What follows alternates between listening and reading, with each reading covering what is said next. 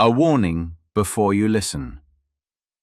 What you are about to hear is not meant for children, nor for the faint of heart. This is an unfiltered retelling of ancient myths, told as they were born, raw, violent, unsoftened. Expect scenes of brutality, curses that linger, betrayals that reshape fate, and a hunger for power that shows no mercy. These myths were never meant to lull children to sleep. They were forged in blood, shadow, and fire. So ask yourself, are you ready to hear them as they were first told? Sources and references can be found in the episode description. Chapter 1. From the chaos epic Gaia and Uranus, from chaos to tyranny. When the void gasped. Before even darkness was born, before bodies learned to ache for light, there was a presence, not a thing, not a being, but something that defied even the idea of being known. Not silence, but the denial of silence, not emptiness, but a force that peeled meaning from the word existence and crushed it beneath the weight of a question that had no answer. That was chaos, older than light, older than pain, older even than longing. Chaos was not death, for death needs life to oppose. It wasn't a grave, but a curse still searching for a victim. It slithered, colorless, scentless, like a venomous fog coiling around the neck of meaning, its claws buried deep in the roots of time before time began. Imagine breath that tries to be born, but chokes itself, afraid to feel. Imagine a gasp with no lungs, a body curling inward, desperate not to be seen. In that nothingness, there was no where, no when, no how, only no. A cosmic no, unyielding, devouring, resisting even the idea of understanding. Chaos was no beast.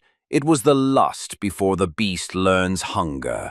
It was the craving not to exist, the seduction that made stillness act without a sound. Everything that came after was running, every world born, a frantic attempt to erase the memory of chaos. But chaos is not an event, it is a sensation, one that gnaws at your bones when you're alone, staring into the ceiling at night, realizing you don't know why you exist. Sometimes you hear its echo in your chest, when you wake up in the cold, unsure of who you are. When you look into a mirror and fear the reflection isn't yours. That is chaos, the emptiness that lives in you even when you feel full, the whisper that reminds you everything you believe is collapsible. Picture it now, a body without form, its limbs reaching in every direction, and yet going nowhere, feeling itself the way a predator's hand traces the skin of its prey in her sleep, but without pleasure. Without guilt, just a need to spoil everything before anything begins. The cosmos, it wasn't trying to be born, it was trying to resist chaos, and that resistance was the first tremor. Not a birth, but a counter-violation, as if the void had finally buckled under its own weight. In that moment, light was not born, darkness choked on itself. Chaos did not die. It seeped into every corner of longing, into every tear shed unseen. It sank into the wombs of gods yet to be born, into the bodies of men who thought they owned the earth. Chaos was never created.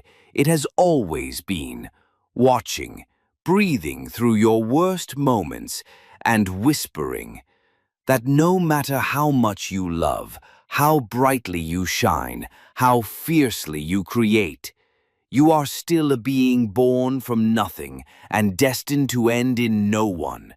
And from the womb of chaos, 5 embers of non-being slipped into form. Gaia, the first earth, the body that said no. Tartarus, the deep pit where thrones will one day rot. Erebus, the primordial shadow before night even existed. Nyx, night itself, not as time, but as a bleeding presence birthing curses. And Eros, not gentle love, but raw desire, the force that drives things to collide or to collapse. They were not born in flesh, they were waves, ripples in the skin of nothingness. But Gaia alone rose from the silence with a living body and said, "Enough. This is not the beginning of the story. It is the reason stories must be told, to cover up the unbearable truth that there is no story at all. And so we begin, not with meaning, but with the place meaning cannot reach, from a rupture in cosmic memory, from a tremor that did not want to become life, but only to scream. And so it began, a scream without a mouth, in a void with no echo, in a cosmos that never wanted to be, only to not be chaos." This chapter of the epic has come to an end, but remember, what you've just heard is not a record of facts, but the echo of a myth, a story born from the imagination of the ancients, etched into the long memory of humankind. If this tale stirred something in you, if it opened a door to reflection or wonder, don't forget to support the channel and share the journey with those you love. And in the comments, tell us, which moment in this chapter struck you the most and why? We'll meet again in the next chapter of this audio odyssey through time. Until then, farewell.